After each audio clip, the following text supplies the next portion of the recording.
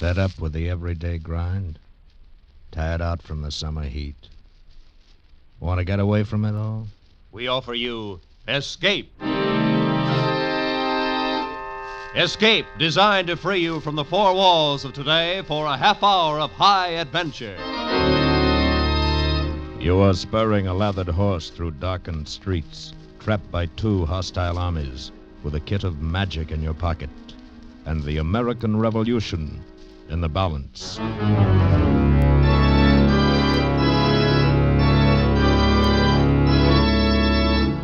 Tonight, we escape to an earlier day and to the workshop of a famous wizard, as Stephen Vincent Benet told it in his delightful story, A Tooth for Paul Revere.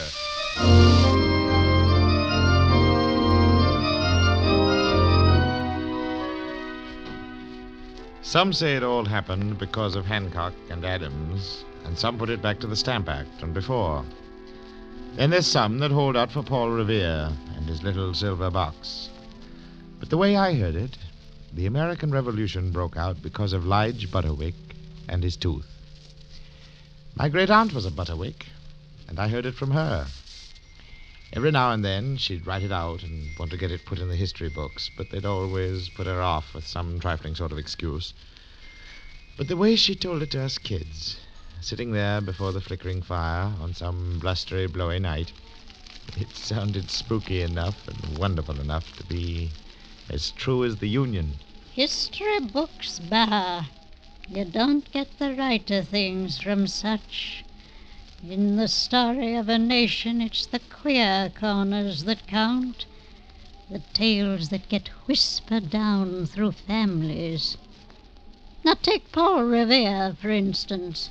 All most folks think about is his riding a horse, but he was a silversmith by trade, and there was a kind of magic in that hand of his. I could see just a little bit farther into the millstone than most folks, and in that little shop of his on those fateful nights, he sat over a miraculous flame and brewed the revolution in a silver teapot, and then he put it into a little silver box, no bigger'n this. Yes, that's the way my great-aunt talked about Paul Revere, and the chills ran up our spines. But it takes all kinds to make a country, she used to say, and it isn't till the plain ones, like Lige Butterwick, get stirred up, that things really start to happen. Lige was just an ordinary sort of man, without special vision into a millstone. It might be a grand day in the history books, but for him it was just Tuesday, till he read about it in the papers. Folks could argue and fret about Boston tea parties and British warships in Boston Harbor and British soldiers in Boston streets. But Lige Butterwick just clucked his tongue and wondered how the corn might stand this year on his farm outside Lexington, Massachusetts. One day, Lige Butterwick woke up with a toothache. The hot salt pack and the tansy tea his wife fixed for him didn't seem to help much. On the third day, Mrs. Butterwick tied a string to the tooth, and Lige stood by the door. You ready? Uh-huh. Well? Marthy, when it came to the pinch, couldn't quite do it. So, that's how Lige Butterwick came to ride into Lexington, Massachusetts that day. He just had to see somebody about that tooth. And when he got there, the town was in an uproar. Lige Butterwick. Eh? Oh, good day to you, neighbor Williams. Lige, I didn't expect to see you here today. It's my tooth. Tooth? What do you mean? Huh? Oh? Isn't it exciting? Exciting. The toothache? No, you idiot. All this. Have you seen them yet? Seen who? Why, Hancock and Adams, of course. John Hancock and Sam Adams. They're at the Parson Clark's. Only folks who come here to see was the barber. figure he's the only one who can do something for my tooth. You don't fool me, Lige. You're probably just as excited as I am. Have you cleaned your musket? Musket? Why, it's 5 months, the hunting season yet. That's where you're wrong, Lige. Looks like hunting season may be early this year. Huh? Keep your powder dry. Huh? And so Lige Butterwick came to Lexington, and it was a great day for the history books, and to him it was just Tuesday. And his tooth was jumping, and he went to see the barber as the likeliest man he knew to pull a tooth. But the barber took one look at it and shook his head. Now, I can pull her out all right, Lige, but she's got long roots and strong roots, and she's going to leave an awful gap when she's gone. That's true. Now, what you really need, though it's, of course, taking my business, one of these here artificial teeth that go there in the hole. Artificial teeth? Hey, Land of mercy, it's flying in the face of nature. nothing of the kind, Lige. Artificial teeth is all the go these days. Lexington ought to keep up with the times. But It would do me no good to see you with an artificial tooth. Yes, indeed it would. it would do you good, but supposing I did want one, how in Tunket would I get it in Lexington? Now, you just leave that all to me. You'll have to go into Boston, but I know just the man. Here, if I can find it. I had his prospectus here somewhere. Oh, yes, here. See here? Uh-huh. This fella called Revere in Boston that fixes him, and they say he's a boss workman. Revere. Yes, now you just listen to this here.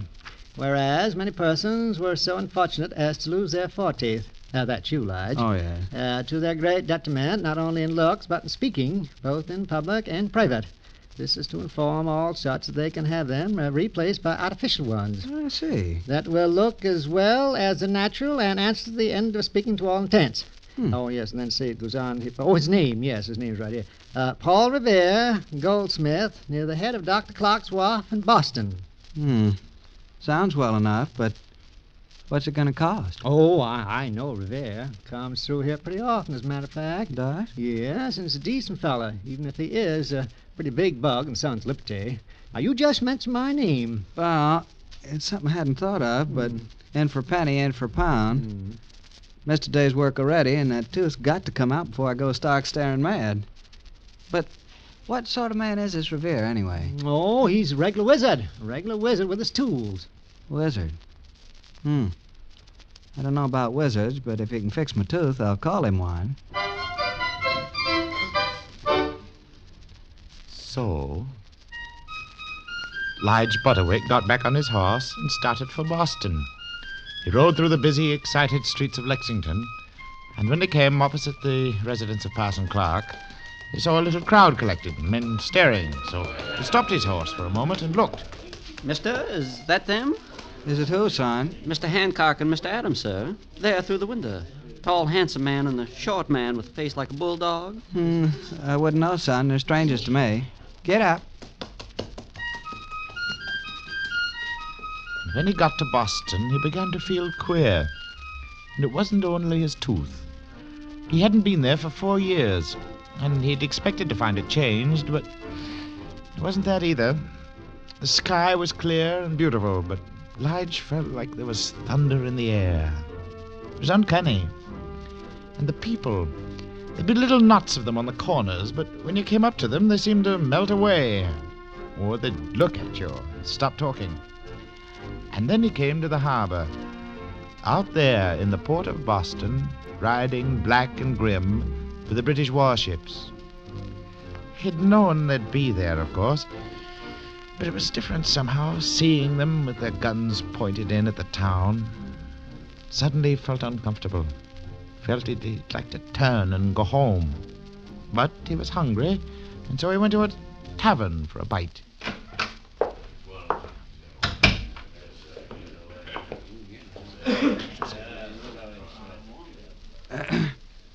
Good day to you. And what may I do for you, stranger? Just a bite and a sup, if you're serving. Aye. Have a seat.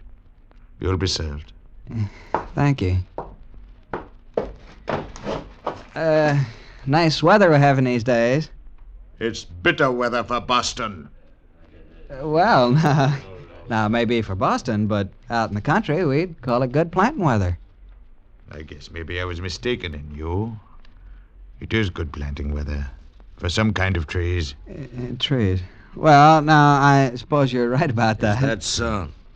And what kind of trees would you be thinking of? There's trees and trees, you know. Now that you ask You me, meant the Liberty Tree. And may it soon be watered in the blood of tyrants. Now, the Royal Oak of England, and God save King George and loyalty! At him, boys! Wait, stop. I didn't mean...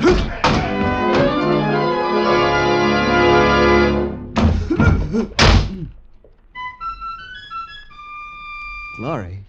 I always heard city folks were crazy. But politics must be getting serious in these American colonies when they start fighting about trees. Oh. Aye, and it is, friend. So they threw you out, too? Yes, blast them. But I want to shake your hand. Nobly done, friend. I'm glad to find another true-hearted man loyal to the crown in this pestilent, rebellious city. Well, I don't know as I quite agree with you about that. But I came here to get my tooth fixed, not to talk about politics. And as long as you've spoken so pleasant, I wonder if you could help me out. You see, I'm from Lexington way, and I'm looking for a fellow named Paul Revere. Paul Revere? No, so it's Paul Revere you want, my worthy and ingenious friend from the country. Well, I'll tell you how to find him. Good, I thank you. You go up to the first British soldier you see and ask the way, but you'd better give the password first. Password? Yes, you say to that British soldier, "Any lobsters for sale today?" And then you ask about Revere. But why do I talk about lobsters first? Well, you see, the British soldiers wear red coats, so they like being asked about lobsters. Ah. Just try it and see. Just try it, my friend, and see.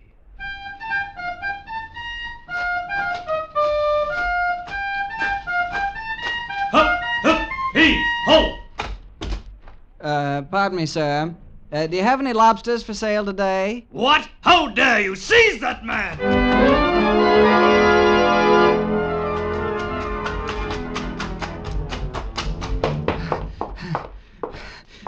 Barrel. Place to hide.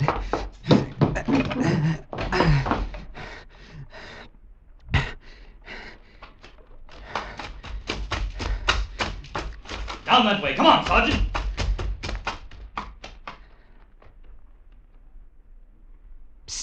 Huh? You can come out now. They've gone past. Oh. Oh, yes, thank you. My sakes. Look at your clothes. That was a tar barrel you jumped into. Yes, I'm a sight. What were they chasing you for? I really don't know. Guess I didn't give the right password. Password? Yes, but all the same, I don't think soldiers ought to act like that when you ask them a civil question. But city folks are soldiers. They can't make a fool out of me. I came here to get my tooth fixed and get it fixed at will if I have to surprise the whole British kingdom to do it. Good for you, sir. Can I be of any help to you? Ah, you can, boy. Tell me where I may find the silversmith, Paul Revere. Oh, that's easy. Right before your eyes. There's a sign hanging down by the wharf, and that's his shop. I work there. Well, now, those soldiers did me a good turn after all. Come on, boy. Now maybe I'll get my tooth fixed. Then Lige Butterwick was in the shop of Paul Revere, silversmith, goldsmith, jack of all trades, sculpturer of artificial teeth, brewer of revolutions, wizard. The shop itself was small and dark, with mysterious shadows lurking in the corners and the back. It was crammed full of the wondrous products of its owner's skillful hand, gold and silver objects of great beauty, prints of Boston and caricatures of the British, odd boxes and bottles filling the shelves. At this particular moment it was also full of customers, and Lige Butterwick, with the cautious shyness of the countryman, sank back into a corner seat out of the way and watched as Paul Revere waited on several customers. And the last of these was a grand lady who looked like an irate turkey gobbler. Oh, Master Revere, I am so disappointed. When I took the things from the box, I could just have cried. It's I whom disappointed, madam. What was the trouble? Must have been carelessly packed. Was it badly dented? No. I'll speak to the boy. No, it wasn't dented. But I wanted a really impressive silver service, something I can use when the governor comes to dine with us. I certainly paid for the best. And what have you given me? I've given you the best work of which I'm capable, madam. It was in my hands for 6 months. and I think they're capable hands. Oh, I know you are a competent artisan, Master Revere, but... Silversmith, ma'am. Well, I don't care what you call it. I know I wanted a real service, something I could show my friends. And what have you given me? Oh, it's silver if you choose, but it's just as plain as a picket fence. Simple, plain. You pay me high compliments, madam. Compliments indeed. I'll send it back tomorrow. Why, there isn't as much as a lion or a unicorn on the cream jug. And I told you I wanted the sugar bowl covered with silver grapes. But you've given me something as bare as the hills of New England, and I won't stand it, I tell you. I'll send to London instead. Send away, madam. We're making new things in this country. New men, new silver, perhaps, who knows, a new nation. Plain, simple, bare as the hills and rocks of New England, graceful as the boughs of elm trees. If my silver were only like that indeed. But that's what I wish to make it. As for you, madam, with your lions and unicorns and grape leaves and your nonsense of bad ornamentation done by bad silversmiths, your imported bad taste and your imported British manners, puff, away with you. Puff, puff, puff. Why, I never... Puff, I say. Oh. William? Yes, sir? Put up the shutters. We're closing for the day. William, no word yet from Dr. Warren? Not yet, sir. Yeah, what's that? Well, who are you there in the corner? Well, Mr. Revere, it is Mr. Revere, isn't it? Yes, of course. It's a kind of a long story, but closing or not, you got to listen to me. The barber told me so. The barber? You see, I'm Lige Butterwick, and it's my tooth. Here, Tooth? You'd better begin at the beginning. But wait now. Here, you don't talk like a Boston man. Where'd you come from? Oh, around Lexington way. And you Lexington? Were you there this morning? Well, of course I was. That's where the barber I Never told mind you about the barber. Were Mr. Hancock and Mr. Adams still at Parson Clark's? Well, they might have been, for all I know. But I couldn't say. Great heaven, is there a man in the American colonies who don't know Mr. Hancock and Mr. Adams? Oh, well, there seems to be me. But speaking of strangers, there was two of 'em staying at the parsonage when I rode past. One was a handsome man. The other man looked more like a bulldog. So they are still there. And the British ready to march. Did you see many soldiers as you came to my shop, Mr. Butterwick? See them. They chased me into a tar barrel. There was a whole parcel of 'em by the common with guns and flags.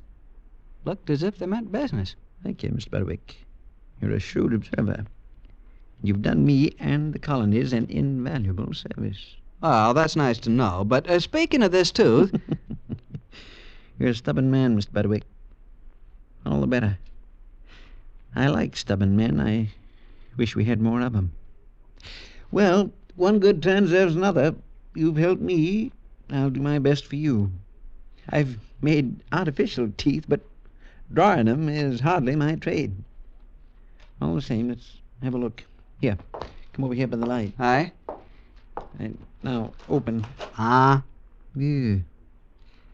Well, Mr. Butterwick, it appears to be compound agglutinated infraction of the upper molar. Oh. And I'm afraid I can't do anything about it tonight. But here's a draft that will ease the pain for a while. There. Drink. It's spicy and queer.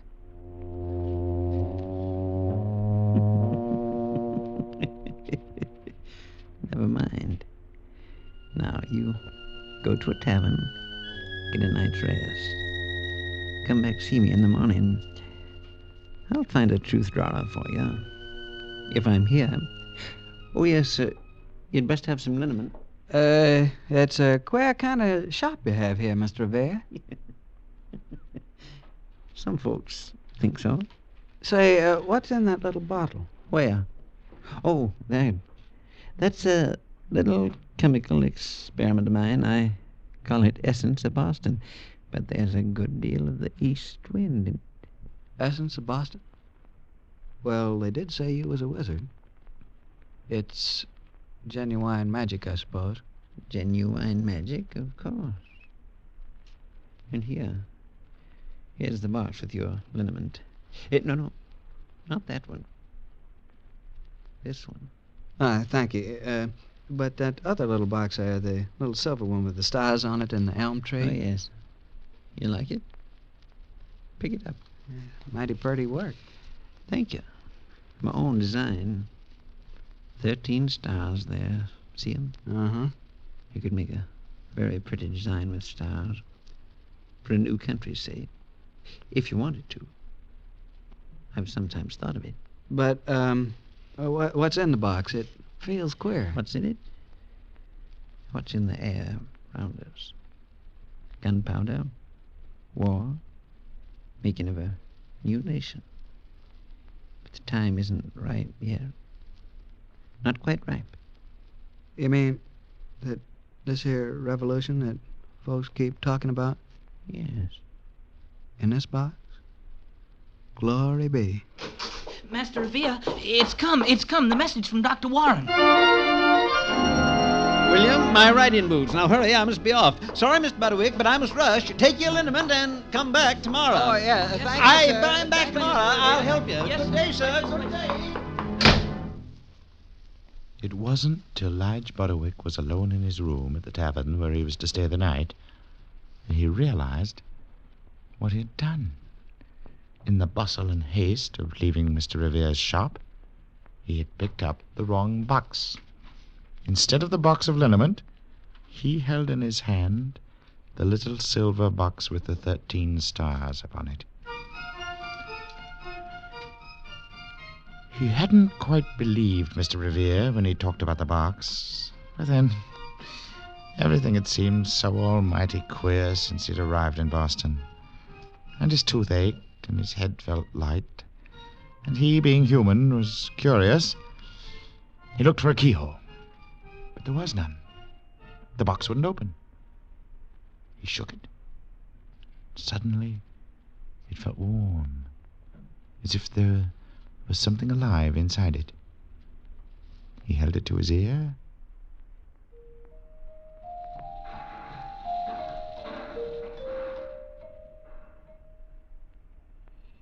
Great Godfrey. Now, Lige Butterwick was feeling scared, but he was feeling kind of good, too. And then he found out that he was talking to himself. Well, I'm not a Britisher. I'm a New Englander. And maybe there's something beyond that. Something people like Hancock and Adams know about. And if it has to come with the revolution, well, I guess it has to come. Can't stay Britishers forever here in this country. But what am I going to do with this box? Too big a job for one man. Guess I'll have to take this back to Paul Revere.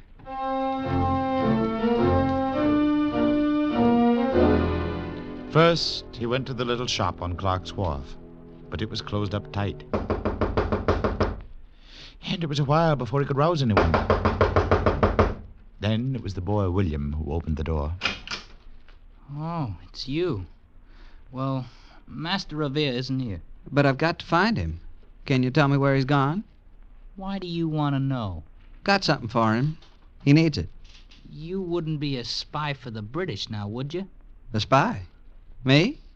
Well, then what is it you got for him? This box. Little silver box. Took it by mistake. Think it's important. The box! By the flag, it is important. But he's gone. Gone to warn the Patriots that the British are coming. Which way, boy? Which way did he go? Across the river, to Charlestown. All right, thank you, boy. I'll be following.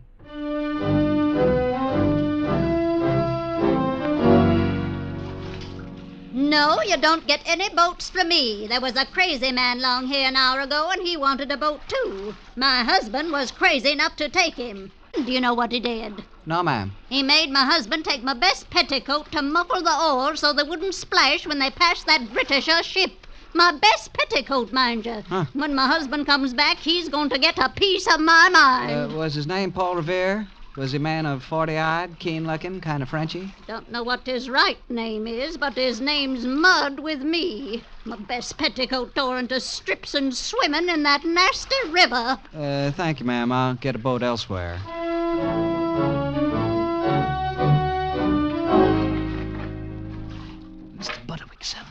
careful. You're rowing us right under the stern of a British man of war. Don't worry, I see it. Please, Mr. Butterwick, shh. Ahoy there! Good day, Mr. Christian. I guess not. Thought I heard a boat. Be careful, Mr. Butterwick. All right, boy.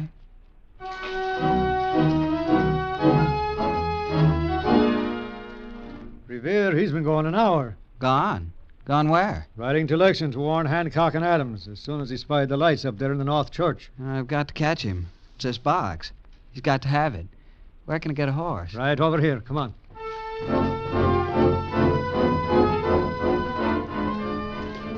Out through the darkened streets of Charlestown he rode, on into the black of the countryside. Once he got lost, but he found his way again and rode on. It was just dawn as he came in sight of Lexington, and the dew was glistening on the green of the April grass. But Lige Butterwick didn't notice the beauty of the dawn. The little silver box was hot now and burning in his pocket.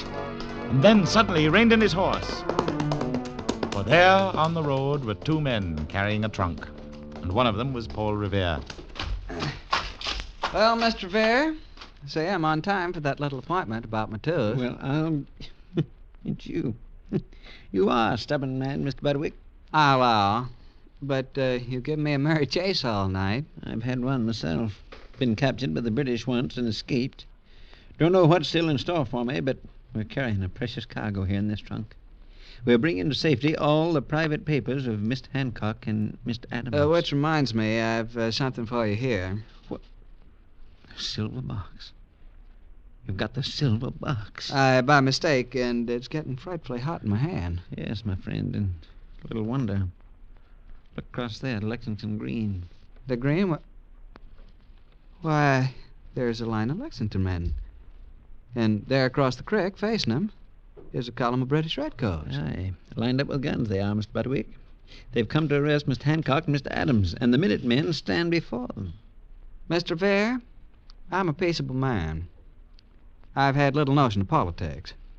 But I don't like what I saw in Boston. I don't like soldiers chasing peaceable citizens into tar barrels or uppity ladies with imported British manners. And I don't like British redcoats on Lexington Green. That I don't.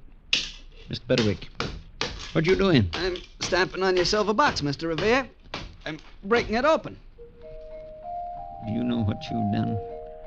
You've let out the American Revolution. Look, they've fired the first shots. Well, I guess it's about time. And I guess I'd better be going now. But, Mr. Butterwick, where are you going? Home. Got a musket on the wall there. I'll be needing it. But here, what about your tooth? Oh, a tooth's just a tooth. But a country's a country. Anyhow, doesn't ache anymore.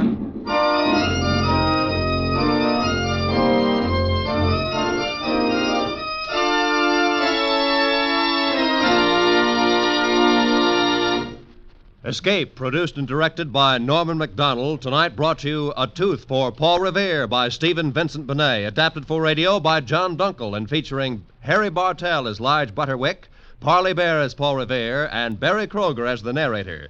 Special music by Ivan Ditmars. Next week, you are deep in a fabulous cavern in a mountain, surrounded by a horde of angry natives from a lost world, held at the mercy of the most beautiful woman in the world, the terrible queen called She.